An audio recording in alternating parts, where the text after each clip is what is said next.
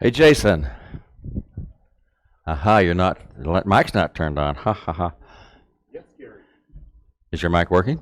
No, Gary. Yes. Yes. Gary. It is now. Yes, Gary. Is it anybody's birthday today?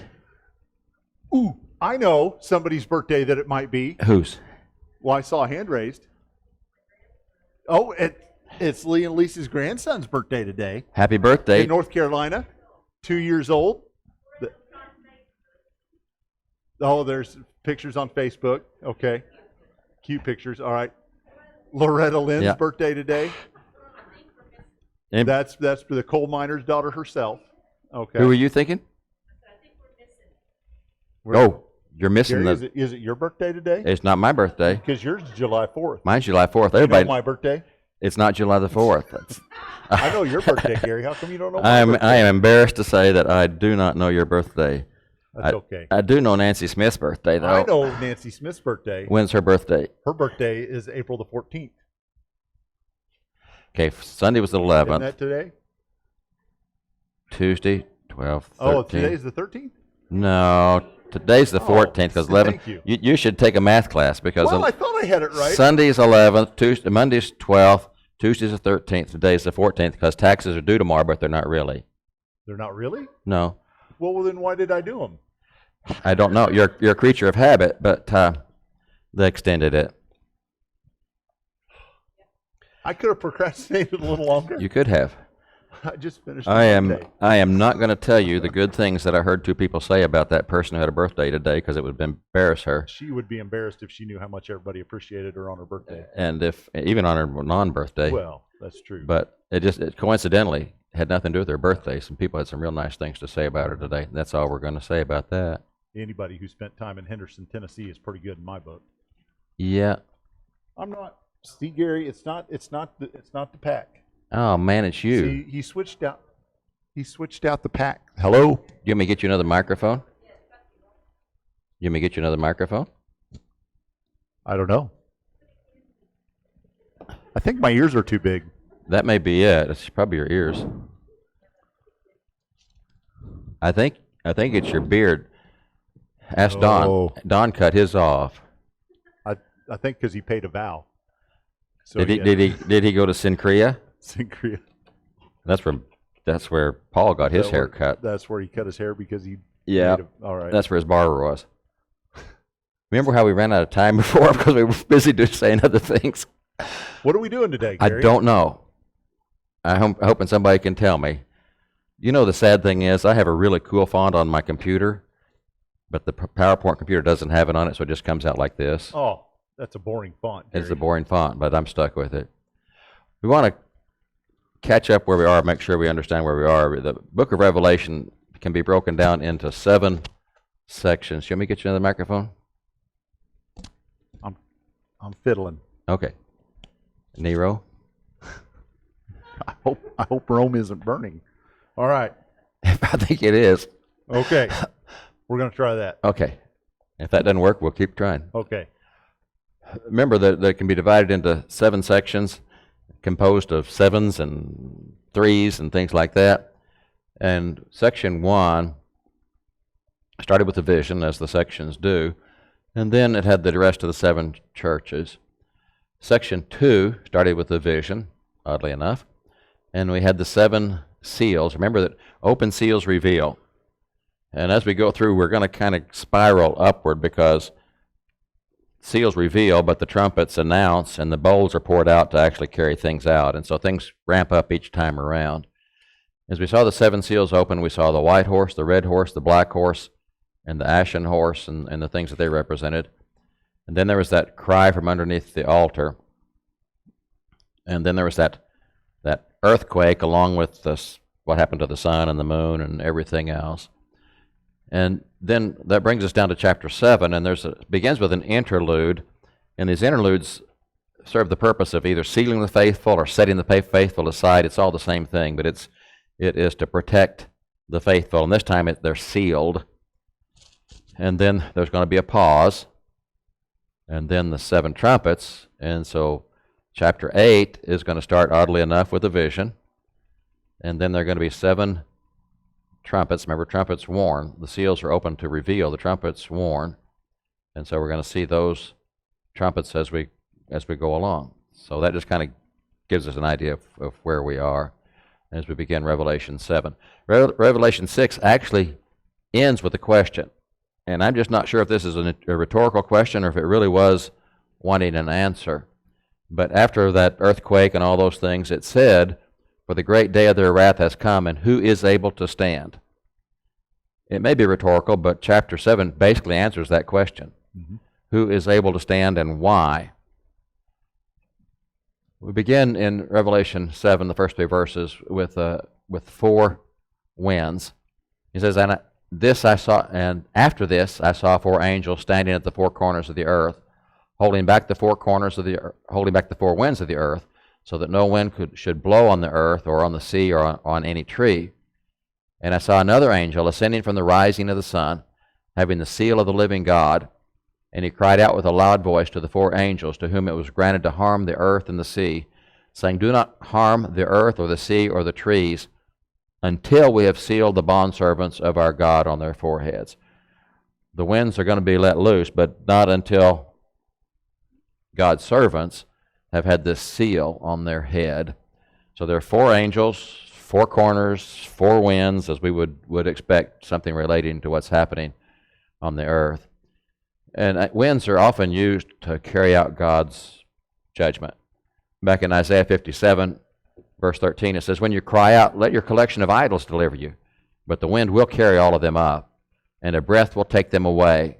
But he who takes refuge in me shall inherit the land, and shall possess my holy mountain." God said, "I'm going to use wind to get rid of those idols and everybody else who follows them." In Jeremiah chapter 18, it says, "Like an east wind I will scatter them before the enemy. I will show them my back and not my face in the day of their calamity." God uses wind to carry out his judgment, but he tells these angels from the 4 corners to hold them back.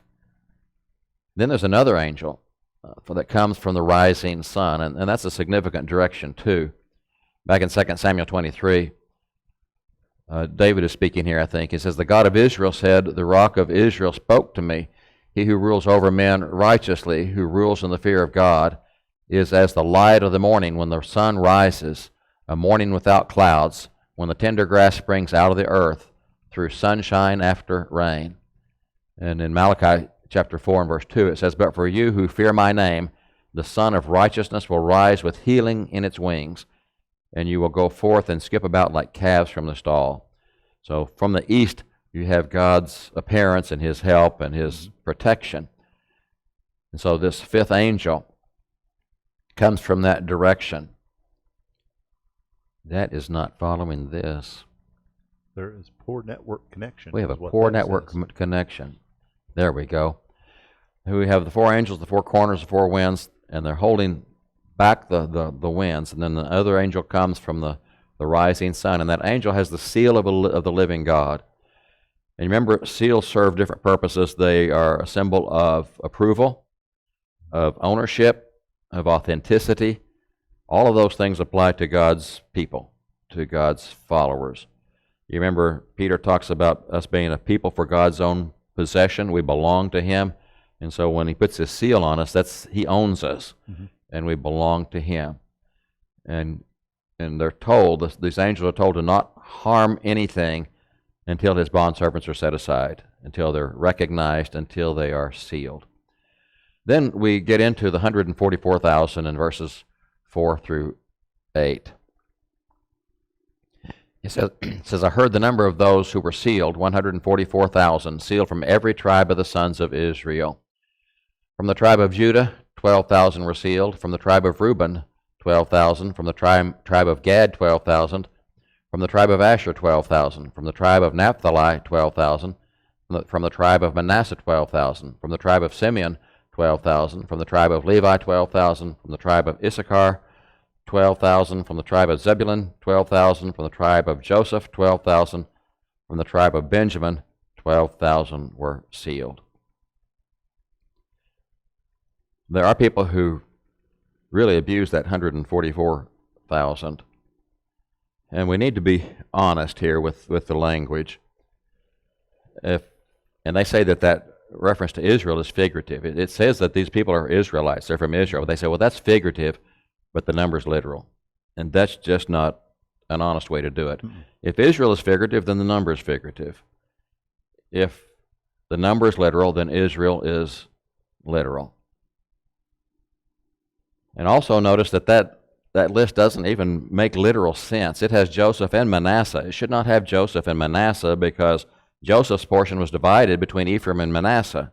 And so you shouldn't have Joseph and Manasseh. That list also excludes Ephraim and Dan. Mm-hmm. That is not a liberal list of the tribes of Israel. It was never intended to be a literal list of the tribes of Israel. Right. Then he turns and he sees a great multitude in verses 9 through 12. After these things I looked, and behold, a great multitude, which no one could count, from every nation and all tribes and peoples and tongues, standing before the throne and before the Lamb, clothed in white robes, and palm branches were in their hands, and they cry out with a loud voice, saying, Salvation to our God who sits on the throne, and to the Lamb. And all the angels were standing around the throne, and around the elders and the four living creatures, and they fell on their faces before the throne and worshipped God, saying, Amen. Blessing and glory and wisdom and thanksgiving and honor and power and might be to our God forever and ever. Amen. Now, we've seen this before in the book of Revelation. He hears one thing and he turns and he sees something else. Mm-hmm. It's the same thing. I mean, he doesn't turn around and see something different from what he was hearing. It's just described differently. He heard the number 144,000, but when he turned, he saw a great multitude. And that was a number that couldn't be counted. So can it be counted or not? If it's 144,000, you can count that. Right. But what he saw was a great multitude that no one could count. The 144,000 were from the tribes of Israel, the great multitudes from every nation, all tribes, peoples, and tongues. And so the 144,000 is just a figurative number. It's 12 times 12 times 10 cubed. And it's just God's followers, the 12 times 12, and then you multiply it times 10 times 10 times 10. But it's not a literal number. It's a great multitude from every nation, all tribes, peoples, and tongues. There are some also other problems. The people who do that put the 144,000 in heaven and everybody else on a purified earth. But if you look here, the 144,000 are standing on the earth where the wind is going to blow, and the great multitude is in heaven. And they say the opposite, that the 144,000 are going to be in heaven and the rest of them are going to be here on a purified earth. And I actually talked to one of them one time. We were talking about that number, the 144,000, and if it was be filled up by now. And he actually said that he would rather be among the ones on the purified earth than be the 144,000 that they think are in heaven in the presence of God.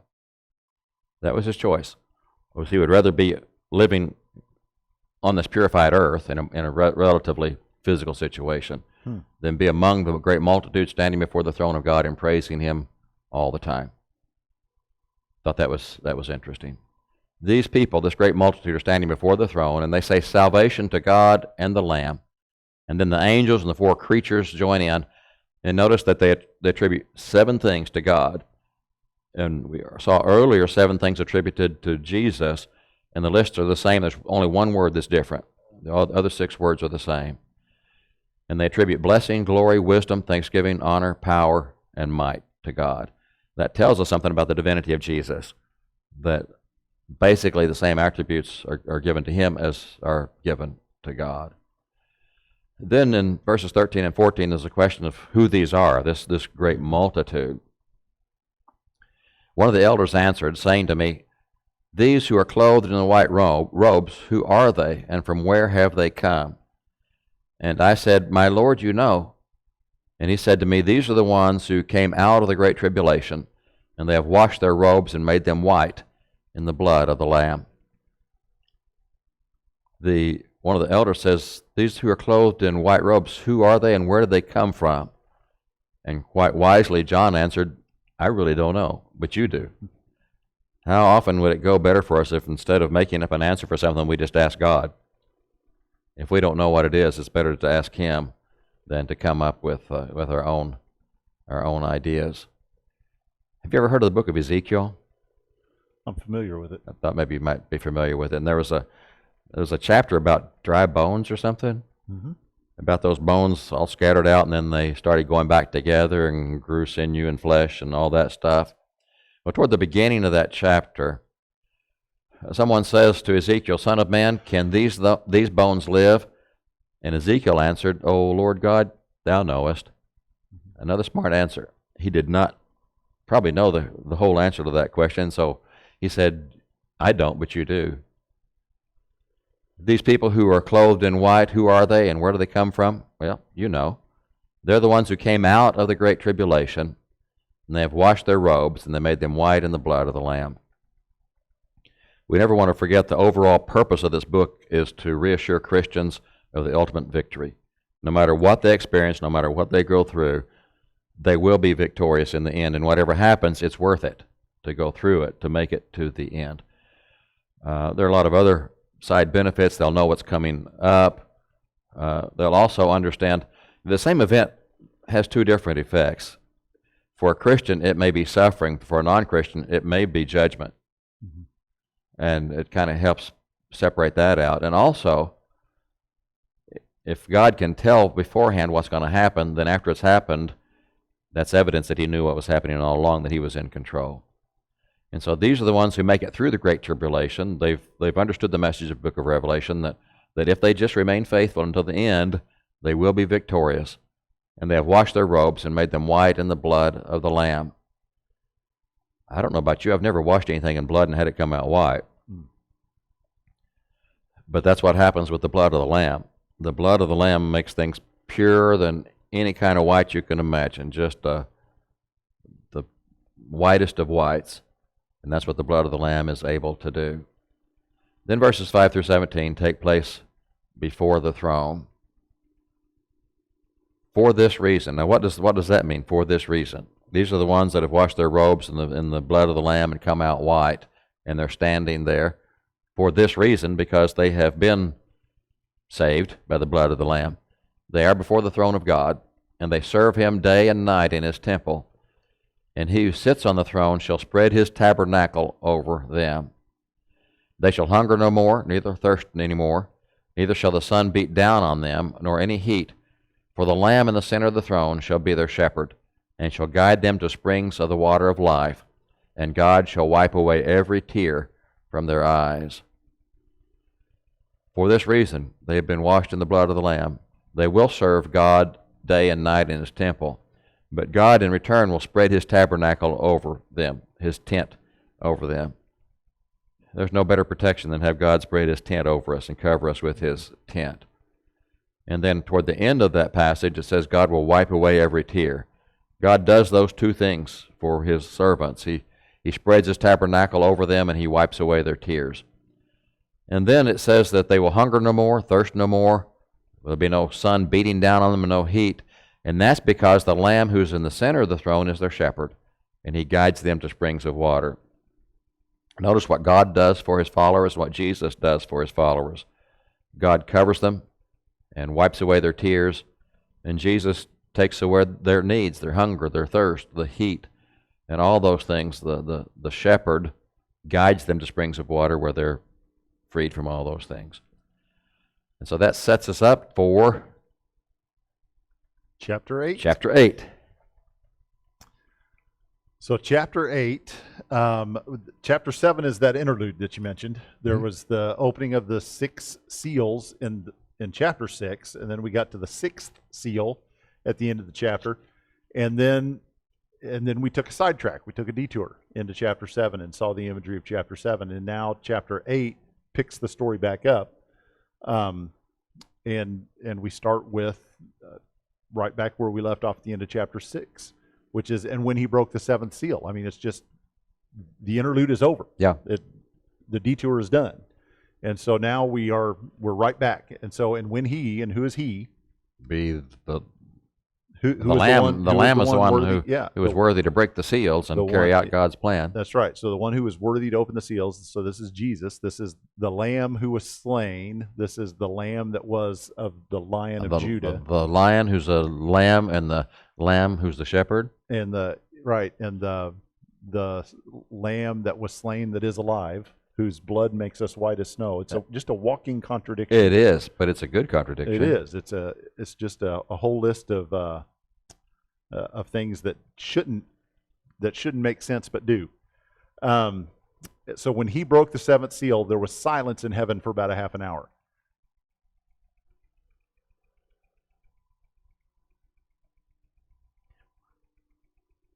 We have 34 minutes, so we can wait half an hour. We could just model that silence for half an hour. Silence isn't that big a deal unless you're expecting something to happen.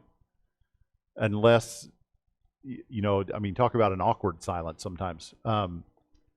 And what has been going on from the moment John was invited through that door into heaven, into the throne room? A lot of exciting things, a lot of is. praising and singing, and There have been, the 24 elders. There's been the 4 living creatures. There's the myriads of angels. There was the unnumberable throng of people that we just saw. And every time you see those huge throngs of people, they are praising, they're worshiping, they're shouting, they're crying out with a loud voice. And when the angels speak, they speak like thunder. They speak like trumpets. It's loud. It's like a waterfall. And when you hear sounds from the throne, it's loud. It's cacophonous. it is if you will. cacophonous. It is. Is that our word for the week? That could be. Okay. Cacophonous. Cacophonous. See, we both had the same spelling We on went that. to the same school. They didn't Yeah. like that in the spelling bee either. There was silence for about a half an hour. So this would have been, this would have not just been, hey, we're taking a coffee break. We got to gear up for the next act or Yeah. whatever. There is something to this. And so a lot of people, I like the commentary I've been using is Roper's from the series that we have there in the library. And he says, a lot of people ask, what does the silence mean? And that's the wrong question. The question isn't what does the silence mean, but what purpose does the silence serve? What does it do? Yeah, what does it do? And there's a couple of things. Number one, it obviously draws your attention, like a pause in music. If you're going along in music and there's a crescendo and it builds and all of a sudden it stops, there's a pause. Now you're waiting. Now you're ready for something that's going to happen next. And so it's building anticipation for whatever is going to happen next. And because God knows what's going to happen next and what the next part of the vision is, it draws attention to the things that happen immediately after this. And so the thing that we want to take note of what happens immediately after this, because it's going to be filling the void that silence leaves here in just a moment. There's the only idea of it being about a half an hour is it was a limited time. It was a short time. It wasn't a silence that lasted for a long time. So it was a brief interlude of silence that called into account or called to attention the thing that happens next. So then he saw 7 angels who stand before God, and the 7 trumpets. The 7 trumpets were given to them. So the 7th seal is broken. There's that short period of silence, and then he sees 7 angels with 7 trumpets. This sets us up. We have just seen the book with 7 seals, and so now that we see 7 angels with 7 trumpets, that falls right back into that imagery of, okay, we just saw 7 things happen. Now we're prepared for 7 more things to happen, because there's obvious connection between the way those things are set up. So the 7th seal is the introduction, or the thing that starts the 7 trumpets. And the trumpets just kind of fit with that 7th seal. They just Yeah. kind of leads right from the Right. that 7th seal as it's opened is the 7 trumpets. Right. And as the 7 seals reveal, now the 7 trumpets are going to warn about the 7 bowls of wrath that are coming, that are going to be the things that we're really trying to get to here. So there's 7 trumpets coming.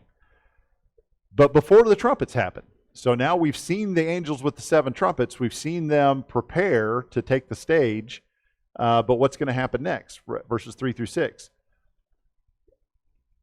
And another angel came and stood at the altar holding a golden censer, and much incense was given to him, that he might add it to the prayers of all the saints upon the golden altar which was before the throne. And the smoke of the incense with the prayers of the saints went up before God out of the angel's hand. The angel took the censer and he filled it with the fire of the altar and threw it to the earth. And there followed peals of thunder and sounds and flashes of lightning and an earthquake. The 7 angels who had 7 trumpets prepared themselves to sound them. So we see 7 angels appear, 7 trumpets in their hands, they're ready to go, and then comes another angel. I mean, this is the 8th angel. 8 is not one of the numbers we're looking for, but there's something that has to happen before the 7 angels are ready to do their job. He approaches the altar with a golden censer, and on that censer is placed much incense, which is added to the prayers of the saints. There's a lot of imagery here that harkens back to the Old Testament, the law of Moses.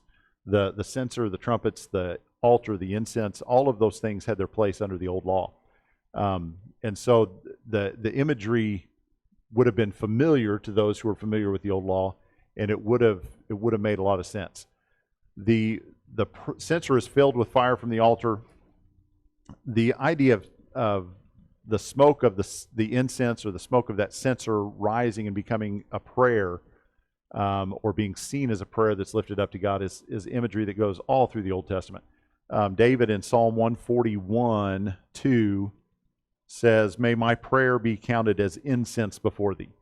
In Luke chapter 1, when Zechariah is entering into his service at the temple, before he receives the vision about them going to have John, he's going into the temple at the hour of prayer to place the incense on the altar. There's incense all the way through the worship of the Old Testament. And so we have this incense here, and the fact that there was much incense added. Some people tie that to the Day of Atonement, because on the Day of Atonement there was an extra measure of incense added to the altar of incense that went beyond what was typically added on that special day. So there's an idea of, or a connection to atonement here that goes with this, and that incense then is added to the prayers of the saints. So the prayers of the saints ties back to what we saw in chapter 6 when we had the souls that were gathered under the altar. And remember, there's a shifting of imagery all the way through Revelation, and Roper again in his commentary makes the point that it's not about consistency when it comes to imagery in Revelation. If you're looking for every time the altar is mentioned for it to be the same altar with the same function and the same purpose and the same look, that's not the point. But we still tie the altar of chapter 6 to the altar that's here in chapter 8. And in chapter 6, there was the martyred saints who were under that altar who were asking, how long?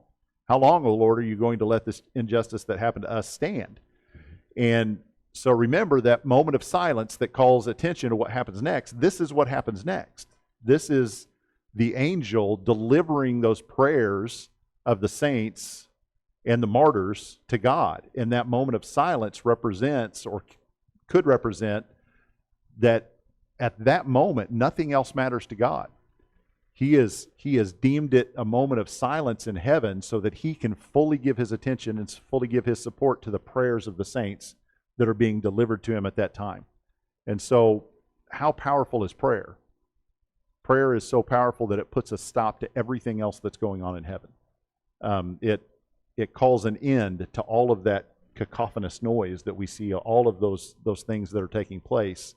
We have to stop and listen to the prayers of the saints. And those prayers are delivered to God, and then at the time that they asked, how long, O Lord, they were basically told at that time, that's not for you to worry about. God knows what's going to happen next. He knows how it's going to be resolved. He knows how it's going to be handled. And you just need to wait. You just need to wait and see. And so now these prayers are delivered through the golden censer, and what happens? The censer filled with fire from the altar is now thrown down to the earth. And that is the unleashing of the 7 trumpets. That's the signal that the 7 angels with the 7 trumpets were waiting for to begin their work of blowing the trumpets. Now, consider that we've just had that half an hour of silence in heaven, and when the angel throws the censer down, what happens? There's thunder and lightning and an earthquake. So the silence is broken not by something gentle, but by something that really, really would have caught your eye and caught your attention. And so this is the unleashing then of the trumpets. And what are the trumpets announcing? The trumpets are announcing the judgment on behalf of the saints. So the seven angels prepare to sound the seven trumpets. And again, we talked about the imagery that connects back to Old Testament events. Well, there were trumpets in Exodus chapter 19. In Exodus chapter 19, that's the covenant scene. We keep going back there, it seems like, time and time again, to this idea of Exodus chapter 19, when the children of Israel arrive at Mount Sinai. God shows up at the top of Mount Sinai. He extends the offer of a covenant. They accept. Moses goes up and he gets the Ten Commandments. So this is what's going on in Exodus 19, verses 16 and 19. So it came about on the third day, when it was morning, that there were thunder and lightning flashes and a thick cloud upon the mountain with a very loud trumpet sound, so that all the people who were in the camp trembled.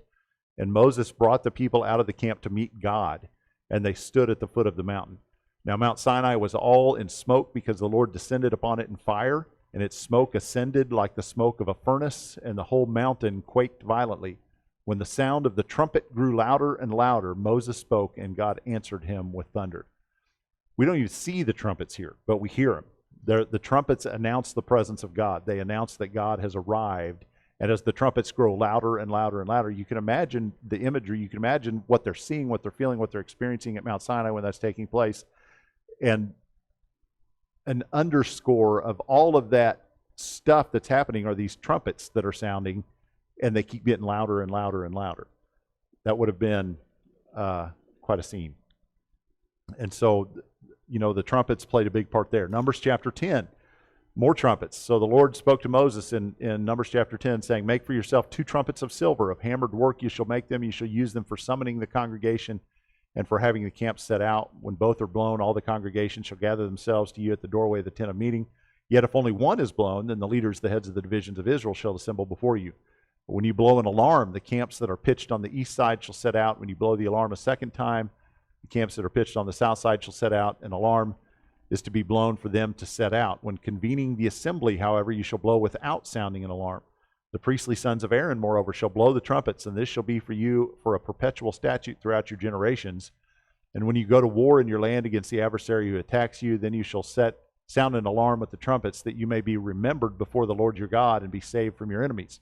Also in the day of your gladness and your appointed feasts and on the days of your months, you shall blow the trumpets over your burnt offerings and over the sacrifices of your peace offerings. They shall be as a reminder of you before God. I am the Lord your God." So God likes trumpets. Trumpets announce his arrival. Trumpets were his signal that were given to the people to announce alarm, to announce the setting out, to announce the assembly of the congregation, to announce their special feasts and festivals. And trumpets here in heaven are being used to signify these warnings that are being announced to the people of earth. Is this just a warning to God's people? Or is it a warning to everybody? No, it's a warning to everybody. Right. And I don't know, they didn't, in the book of Revelation, they didn't seem to pay much attention, but the purpose is to get them to repent. Right. They, as you say, they're impenitent, and so they don't seem to respond correctly. But God's purpose is always to cause them to repent. He's good. He doesn't. He's long-suffering. Right. Peter tells us all that. But yeah, everybody hears it. But as I said, the same event has 2 different effects, and God's people listen and heed. The ones that really should be listening the most, just keep on going. Right. And so that fits right in there with the twofold purposes of the trumpets to ensure God's children that there will be victory, that we're going to win. But it's also to warn those who are not God's children that they're on the losing side. And there is a victory coming, and you want to be on the side that bears the victory. Sure. So now we get to the trumpets. The seal was broken, the trumpets appear, there was the silence, the trumpets appear, then there was the golden censer that was cast down to the earth that was the signal to the 7 angels that their job is ready to be undertaken.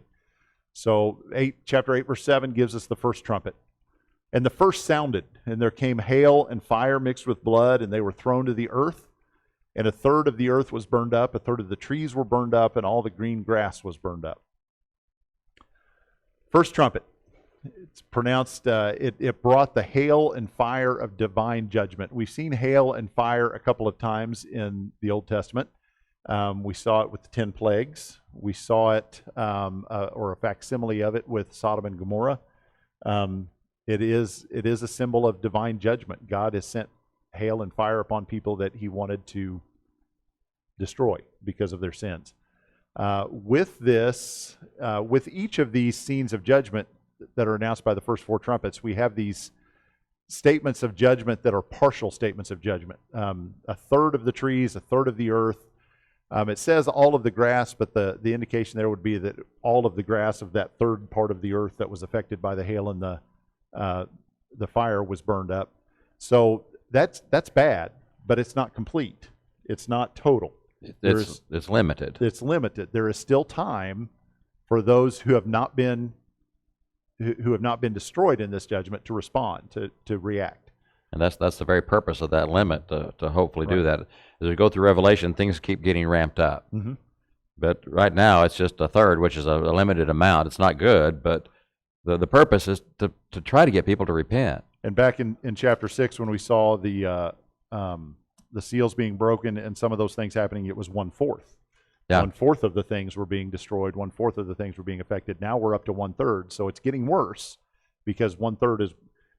Tell my 8th graders that 1/3 is more than 1/4. That doesn't seem right, but that's the way it is. So the judgments are getting more severe. Next, in verses 8 and 9, the second trumpet sounds. So the second angel sounded, and something like a great mountain burning with fire was thrown into the sea. And the third of the sea became blood, and a third of the creatures which were in the sea that had life died, and a third of the ships were destroyed.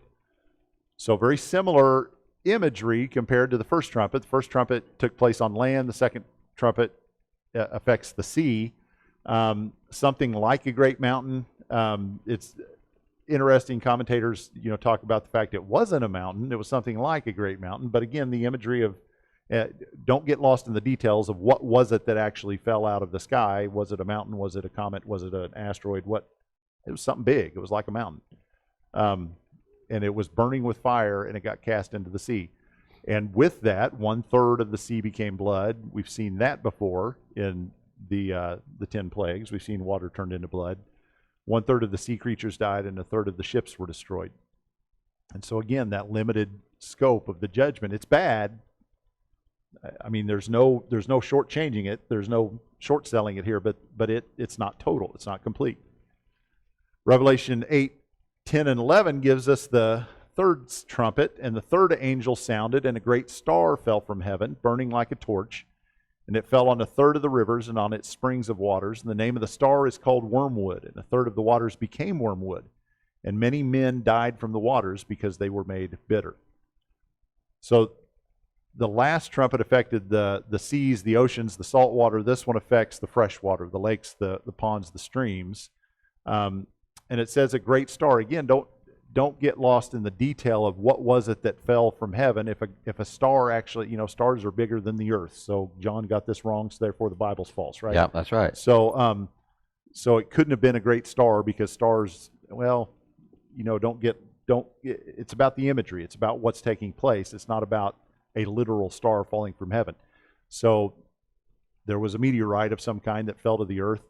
It was burning like a torch, a third of the rivers and springs. The name of the star was Wormwood, and people get caught up in this as well. Why is this one given a name when the mountain that fell last was not given a name? Why is this one identified? Well, this again relates back kind of a anti-story of what happened in one of the stories of the wilderness wandering, when the water was bitter and Moses threw in a stick and the waters became sweet. Well, this time the waters that were fresh, that were there for people to use, something was cast in it, and now the waters become bitter. Wormwood is a plant that grows that is bitter. And if you throw the wormwood in the water, it becomes undrinkable. You can't drink it. And so because of the bitter waters, many died. Again, it's 1/3. Mm-hmm. It's that limited judgment that's taking place. Verse 12 gives us the fourth trumpet. The fourth angel sounded, and a third of the sun, a third of the moon, a third of the stars were smitten, so that a third of them might be darkened, and the day might not shine for a third of it, and the night in the same way. So the fourth trumpet, 1/3 of all the heavenly bodies are darkened. And again, people get some people have different theories about, well, is the day a third shorter than it was and the night a third longer, or is the day a third darker than it was and it's the same length? That's a detail that we don't need to worry about. Yeah. The effect of what would happen if we lost a third of the effect of the moon's gravitational pull on the Earth, if the moon didn't affect the tides the way that it did, if the sun lost a third of its brightness, what would that do to our crops? What would that do to our growing season? What would that do to the way that we're able to care for ourselves? That's the effect that we're supposed to see here, not getting lost in the minutia of the details about how this would look or what it would look like. The devastating effects is what we're supposed to take away from this. And the point is in those four, that covered everything. Mm-hmm. The land, the salt water, the fresh water, and the air, that for people living in, that was everything. That's it impacts everything. Yeah, there's no, at the end of chapter 6, wasn't it, we had the kings and the peasants alike hiding in caves, praying that the mountains would fall upon them because they couldn't escape the judgment. Again, there's no escaping this. There's nowhere that you can run to that this won't affect you in some way. And so even though it's a limited scope of judgment at this point, it's still a devastating scope of judgment. It's still total in its effect, even if it's not total in its capacity at this point. So as with the seals, they were grouped into a group of four. The first four and then the last three kind of went together. So here we have the first four angels. The first four seals were the four horsemen. Now we have the first four trumpets that affect those four elements that we talked about with the elements of the earth. And so there's going to be a shift here as we get into the next section. 8:13.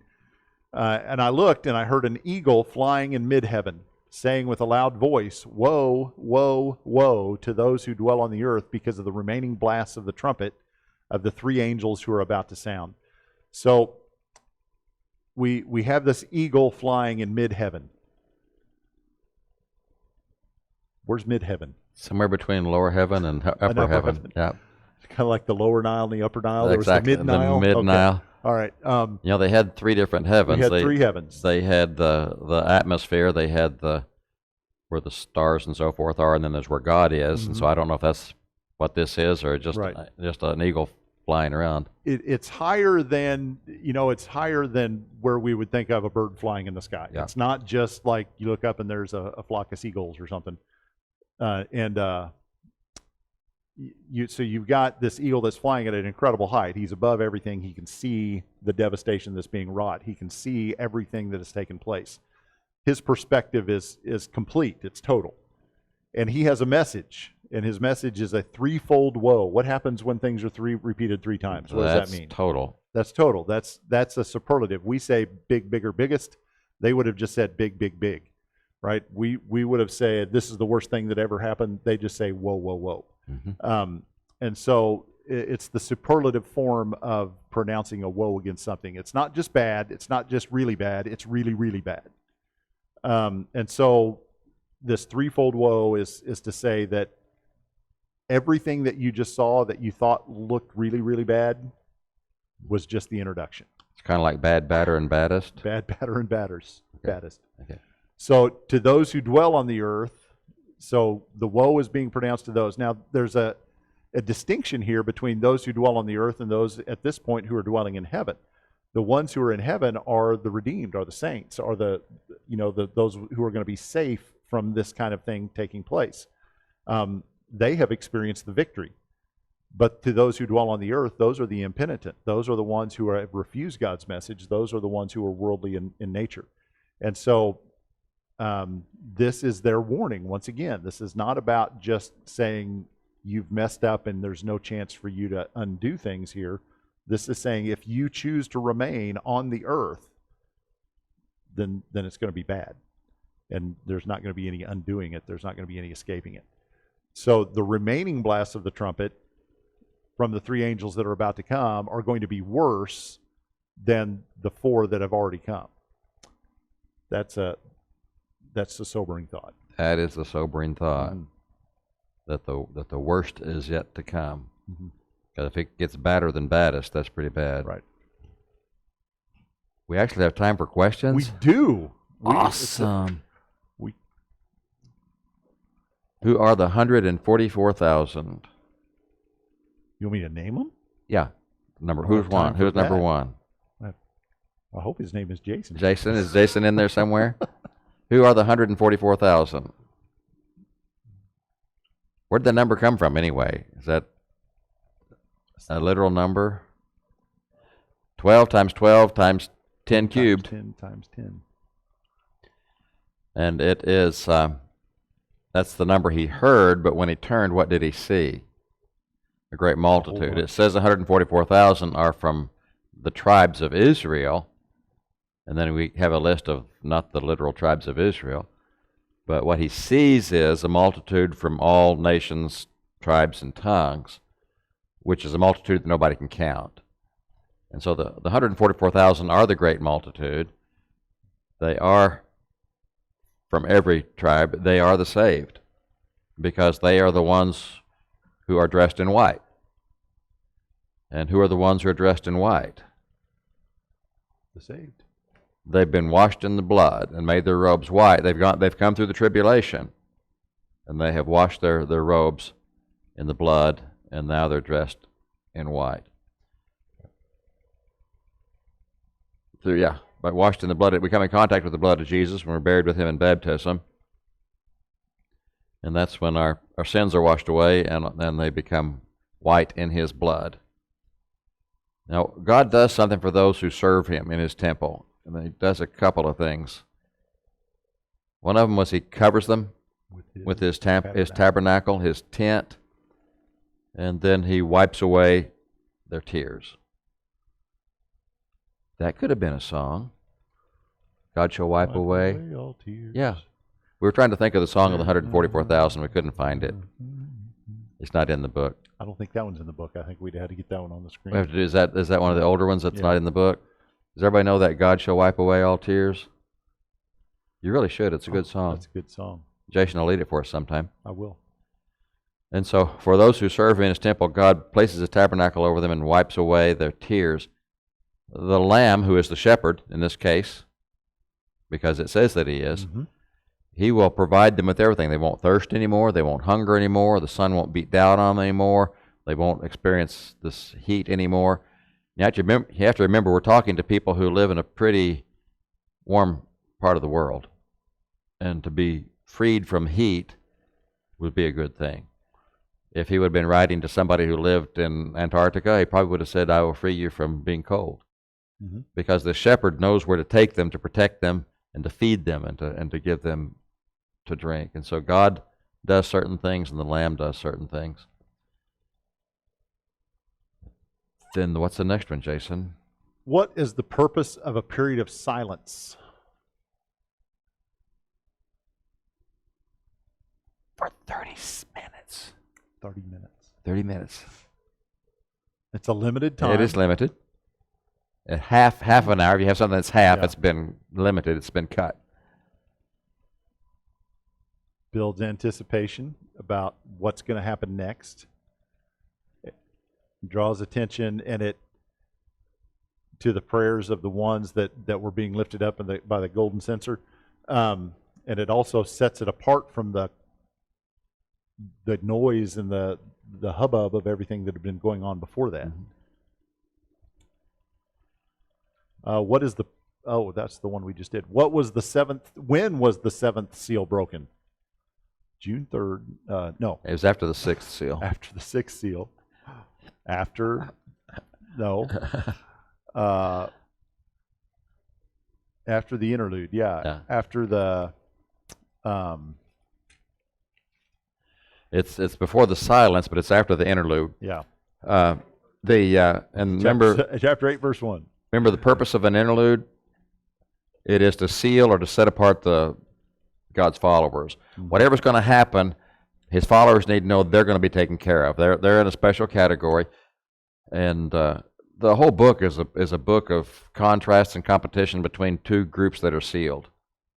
And we're going to see people who bear the seal of the beast and those who bear the seal of God. And those who bear God's seal get set aside and protected. It's not.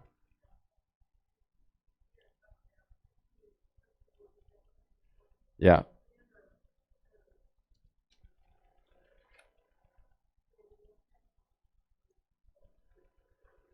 Yeah, there's to write them on their heads and their hands, and yeah.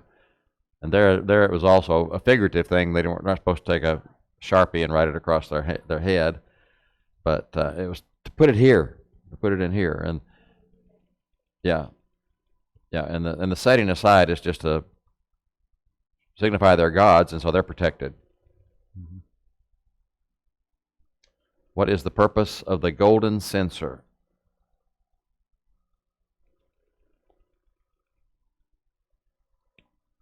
Was that? Let's see. Yep. Yep. It symbolized the prayers of the saints, not just the martyrs, but of all the saints.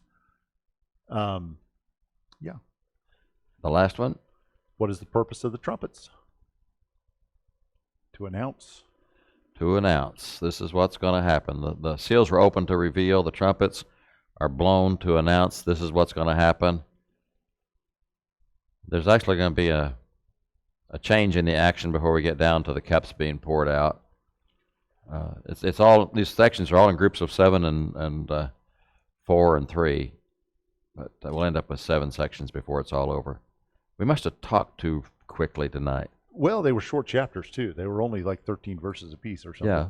So that's all right. We'll make up for it next week. Can we average over time, and yeah, what we don't use now we use next time? I do. I mean, there's a tie-in too that in chapter 7, verse 3,